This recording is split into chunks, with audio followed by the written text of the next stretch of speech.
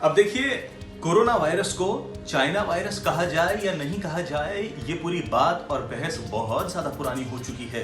अब आज के दिन में असल मुद्दा, असली बात और बहस का सबसे बड़ा पॉइंट तो यही रह गया है, ये जानना क्या चीन इस क्रिटिकल समय में दुनिया भर की और खास करके भारत की अलग अलग कंपनियों को सस्ते दामों में खरीद तो नहीं लेगा। आगे जानिए। अब जरा इन कंपनियों के नाम सुनिए।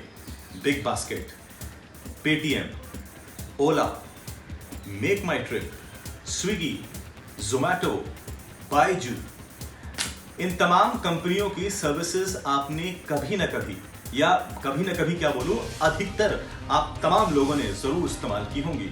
और अब ये तमाम कंपनियां मुसीबत में आने वाली हैं। देखिए, लॉकडाउन के चलते, इमरजेंसी लॉकडाउन के चलते पहले ही इन तमाम डिजी टेक कंपनियों की हालत खस्ता है और अब इनकी हालत और ज्यादा खराब होने वाली है। और वो इसलिए खराब होने वाली है क्योंकि इन तमाम कंपनियों में हमारे पड़ोसी मुल्क चीन या चाइना का पैसा लगा हुआ है।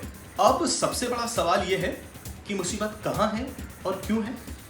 शनिवार को भारत सरकार ने एक महत्वपूर्ण सर्कुलर जारी किया और कहा कि भारत के जो तमाम पड़ोसी मुल्क हैं, अगर वो भारत देश की अलग अलग कंपनियों में इन्वेस्ट करना चाहते हैं तो उन्हें ड्यू परमिशन लेनी पड़ेगी। और इस सर्कुलर का सीधा असर पड़ेगा तो वो है चीन यानी चाइना पे। अब जहां तक अगर पाकिस्तान की बात है या बांग्लादेश की बात है, उन्हें तो पहले से ही परमिशन लेनी पड़ती थी इन्वेस्टमेंट के लिए।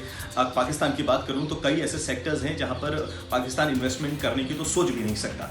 यानी सीधा असर जो है वो सिर्फ चीन पे पड़ता है। तो इसके आगे क्या बताता हूं।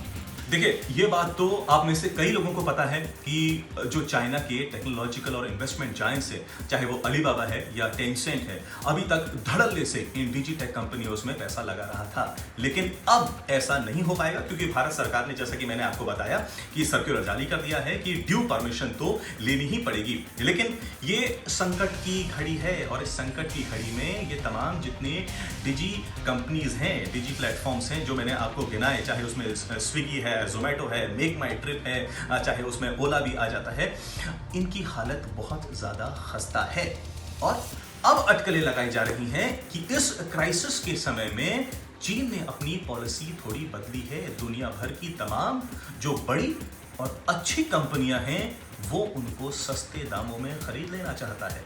तो ये डर का माहौल कैसे बना और सरकार ने आखिरकार फैसला लेने का ये जो महत्वपूर्ण कदम है वो कब उठाया। देखिए, लास्ट संडे को HDFC लिमिटेड ने शेयर होल्डर्स को ये बताया कि चाइना का जो सेंट्रल बैंक है, पीपल्स बैंक ऑफ चाइना, वो अब HDFC लिमिटेड में एक बड़ा शेयर होल्डर बन गया है। फिर क्या था, इस खबर के बाद फाइनेंस मिनिस्ट्री में मानो खलबली मच गई। आलम यह था कि इस खबर का यह असर भी हुआ कि खुद राहुल गांधी ने भी सरकार से कहा कि इस खबर के ऊपर सरकार को ध्यान देना चाहिए। फिर क्या था, एक हफ्ते के अंदर ही अंदर सरकार ने कदम उठाए, सर्कुलर जारी किया और कहा कि भारत में अनरिस्ट्रिक्टेड इन्वेस्टमेंट तो अब नहीं हो सकता।